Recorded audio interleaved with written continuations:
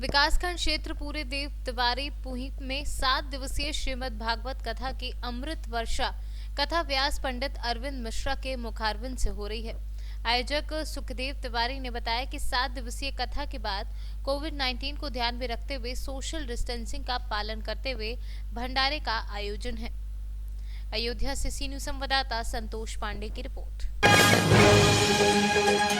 बिहार और झारखंड का 10 लाख रुपए का कुख्यात इनामी नक्सली जो आज कोबरा पुलिस ने मार गिराया। बीती रात कई घंटे तक कोबरा बटालियन और नक्सलियों के बीच मुठभेड़ चली। इस मुठभेड़ में आलोक यादव नामक झारखंड और बिहार का कुख्यात वांटेड नक्सली को पुलिस ने मौत के घाट उतार दिया। गया के बाराचट्टी थाना क्षेत्र के जंगली इलाकों में पुलिस को गुप्त सूचना मिली कि भारी संख्या में नक्सली किसी बड़ी घटना को अंजाम देने के लिए साजिश के तहत मौजूद है। समारोह पुलिस को सूचना मिली कि किसी समारोह में बड़ी तादाद में सभी मौजूद हैं। इसके बाद इस जानकारी के बाद पुलिस ने चारों ओर से घेराबंदी कर नक्सलियों को पकड़ने की कोशिश की, लेकिन पुलिस पर अंधाधुंध फायरिंग शुरू कर दी, जिसमें कुख्यात इनामी नक्सली मारा गया। उस मुठभेड़ में 3 और लोग मारे गए हैं। घटना घर पर थे वीरेंद्र जी, उसके बाद में कोबरा वाला फ़ोन किया कि इसकी कहाँ है वीरेंद्र जी, तो बोल हमको देखिए ना सर से गाड़ी नहीं है, सर गाड़ी हमको भाई लेके चल गया है, सर आता है तो 10-15 मिनट में हम आते हैं। उसके बाद नहीं गए तो फिर फ़ोन किया कि इसकी नहीं आए जी, तो इका आ रहे हैं, तो मतलब 15 मिनट के बाद आ रहे हैं। वही 10-15 मिनट में फिर मिले शॉप में। और बाद सब कोबरा वाला बैठ गया हम लोग के गाड़ी में, 8 गो 10 गो, और बाकी एक गाड़ी और पीछे गया। यहाँ से जाके मवहरी और स्कूल में सब घुस गया। स्कूल में सब पुलिस वाला चल गया। और बाद में 2 गो कोबरा वाला हम लोग के साथे गया।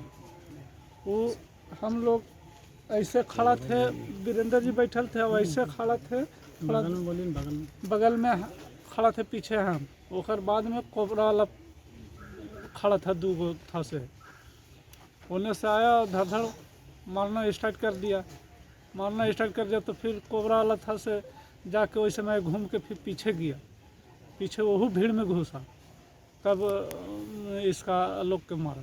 कौन गोली कौन चला रहा था? नक्सली चला रहा था। मतलब कितने लोग संख्या में थे? 15 की संख्या में थे। वहाँ पर क्या हो रहा था? वहाँ पर नाच हो रहा था। अच्छा, तो मैंने इनको वीरेंद्र जी को कोबरा के लोग ले गए? हाँ, कोबरा वाला ले गए कि वो आलोक जी आगे वाला है। वीरेंद्र पहले से टारगेटेड आदमी था। वही पहले भी कोई घटना हुआ था क्या वीरेंद्र? भाई का भी हत्या पहले हो चुका है। क्या नाम है आपका? आपका क्या नाम है भैया? मेरा नाम ईश्वरी यादव। आपके हैं इनको वीरेंद्र जी के साथ रहते साथ में भी थे घटना साला बहन हम लोग रहते। और इसे लगाई सीधा। हाँ बताइए। और एक मेरे साथी है ईश्वरी यादव, हम लोग सब घर पे थे। कोबरा द्वारा कॉल आया वीरेंद्र मुखिया के पास कि कहीं चलना है, तो आए। सुल्ले बटा में हम लोग को कोबरा ला रिसीव किए। उसके बाद महुअरी गए, वहाँ नाच प्रोग्राम हो रहा था। हम लोग नाच प्रोग्राम से फैले थे। वीरेंद्र मुखिया कोबरा का सीईओ द्वारा क्या बात हुआ हम लोग को तो जानकारी नहीं है, लेकिन कोई वहाँ माओवादी गतिविधि के थ्रू गए थे हम लोग कि वहाँ गतिविधि है माओवादी का।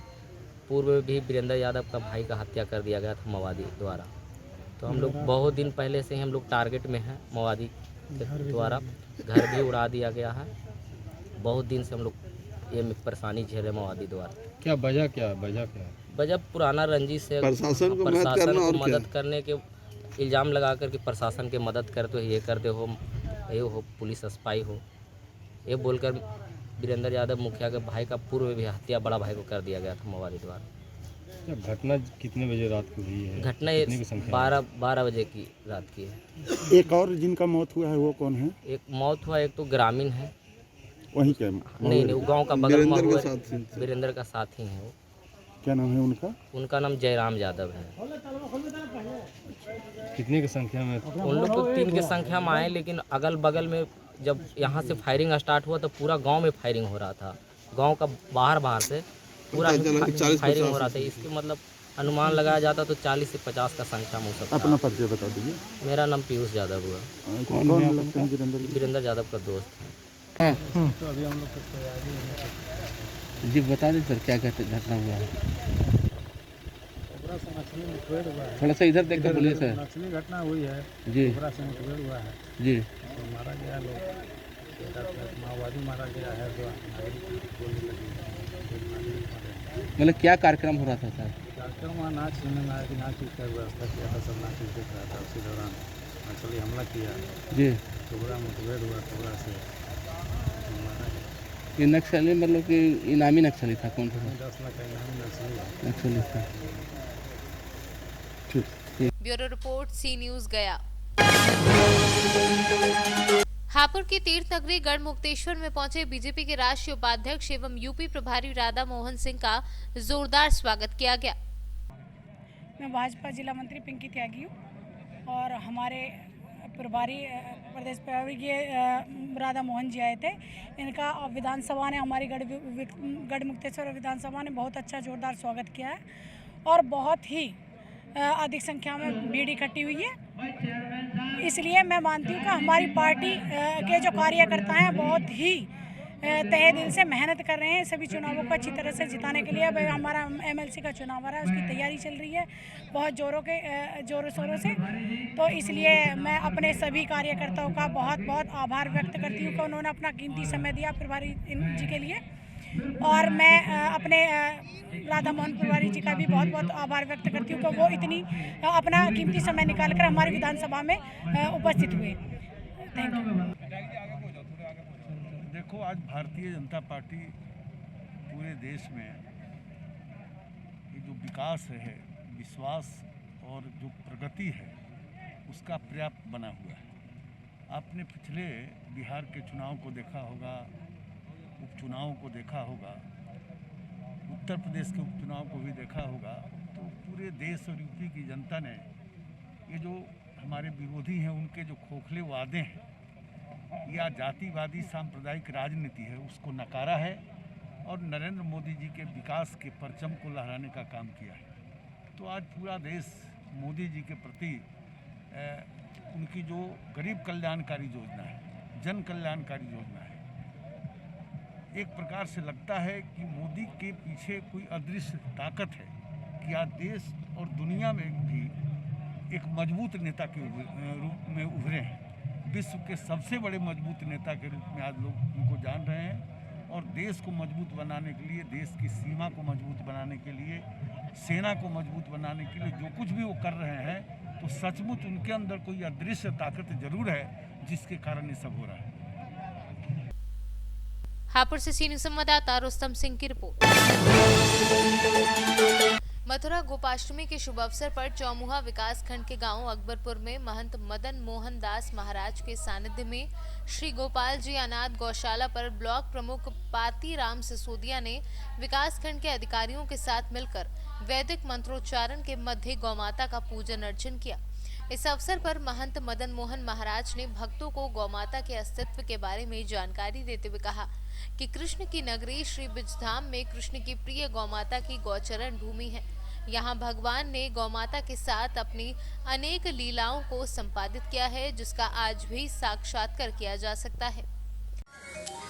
जी प्रमुख जी, आज गोपाष्टमी किस तरह से मनाई जा रही है? जैसे हमारे कृष्ण भगवान ने आज पहले ही दिन वो पूजा की थी, आज गोपाष्टमी के दिन उसी तर्ज पर हम भी ब्रजवासी इस गौशाला में गौ को पूजा कर रहे हैं और उनको मिष्ठान और केला और उनका अभिनंदन कर रहे हैं। इसी तरह से हमारे महंत जी बहुत अच्छी सेवा करते हैं गौशाला में, बहुत ही मेहनत और लगन से इसको बहुत अच्छा आगे बढ़ा रहे हैं। जो हमारी अनाथ गौशाला है इसको मैं आपसे सबसे माध्यम से कहना चाहता हूँ, इसको कैसे भी इसकी रजिस्ट्रेशन हो जाए तो इसको सहायता मिलती है।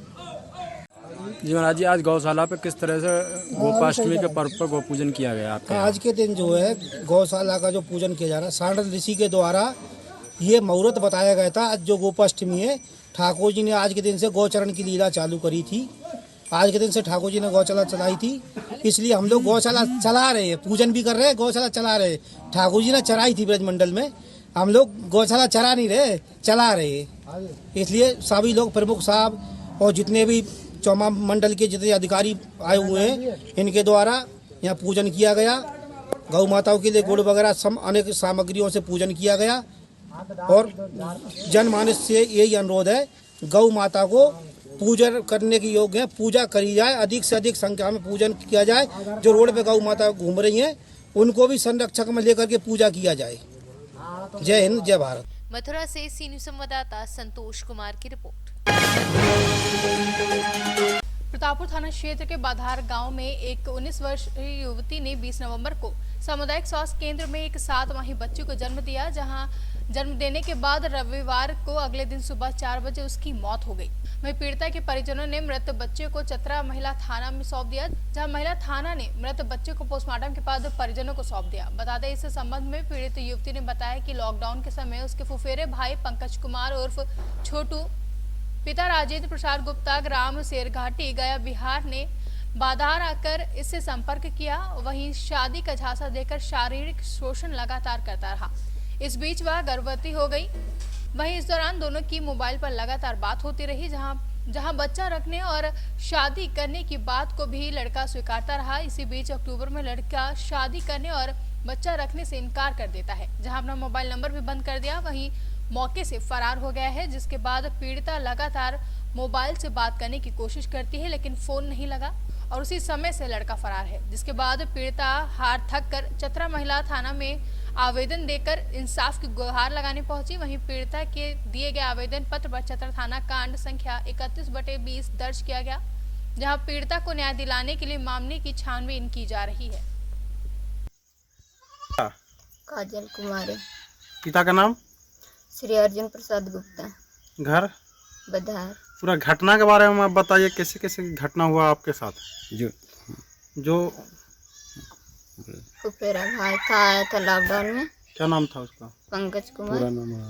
हाँ, उनको पिता के नाम राजेंद्र प्रसाद गुप्ता। उनको घर हुआ सरघाटी। आए थे लॉकडाउन में, तो हमको बोले कि से हम जब भी करेंगे तो तुम ही से शादी करेंगे। और यहाँ मेरे पापा से भी बोल दिए। पंकज बोला था? तो यही में मेरे साथ गद्दारी किया, गलती का। शादी का प्रलोभन देकर गलती हाँ, काम किया ना, कि जब भी करेंगे तो तुम ही से शादी हम करेंगे, जब भी हो जाए। और उसके बाद मतलब गलत काम किया और उसके बाद फिर चला गया। हाँ, चल गए। उसके बाद क्या हुआ? तो वही मोबाइल से बात होते रहा। तो वही बोले। इस बीच मतलब उसका गला से तुम्हारे पेट में मतलब बच्चा डर गया। तब उसके बाद बात के बारे में बताए थे उसके? हाँ, बताए। तो क्या बोला? तो बोले कि रहने दो, से हम आएंगे 2 महीने के बाद। तो नहीं आए। बच्चा रखने का भी दवा बना रहा था ना? हाँ, डॉक्टर से जब बोल दिए तो फोन करके कि बच्चा के कुछ नहीं होना चाहिए। तब जब नहीं आया तब तुम्हारे पिताजी और तुम मिलके थाना मैं चतरा? नहीं, पापा नहीं गए थे, हम गए थे महिला थाना में। हाँ, नहीं, सिर्फ हम गए पहले थी सदर हॉस्पिटल में। अच्छा। तो वहीं गए, हम थोड़ी ना वहाँ थाने में गए थे। हाँ, तो फिर कैसे केस हो गया? तो वहीं फिर गए वही थाने वाला। उनको पता चला तो हॉस्पिटल से। तो वही फिर बोले कि सब बात पूछे हमसे, सब बताएं सच। तो वही बोले कि केस कर दें। हम बोले कि जब नहीं रखेगा तो केस कीजिए। केस करने के लिए बोले कि हाँ, हम बोले थे उनको कि से हम नहीं होती रखिएगा नहीं तो हम केस कर देंगे। तो बोले ना वो किस जाओ केस कर दो, हमको का पुलिस का डर लग रहा। आपका वो कौन लगता था? फुफेरा भाई लगता है अपना। तो आप क्या चाहती है? रखेगा वही, करेंगे उसी से। अच्छा, शादी उसी से करें? हाँ, करेंगे उसी से। गलत काम किया है वो तो रखेगा कौन? रुकिएगा। अगर वो अभी शादी से इनकार करता है तो क्या कीजिएगा आप? कानून होती करेंगे। आराम से बोलो। कानून के सहारा लेके होती उनको सजा दिलवाएंगे और क्या करेंगे। प्रतापपुर से सी न्यूज संवाददाता सत्येंद्र की रिपोर्ट। फिलहाल इस वक्त के न्यूज बुलेटिन में बस इतना ही। देश और दुनिया की तमाम बड़ी खबरों के लिए आप देखते रहिए सी न्यूज भारत।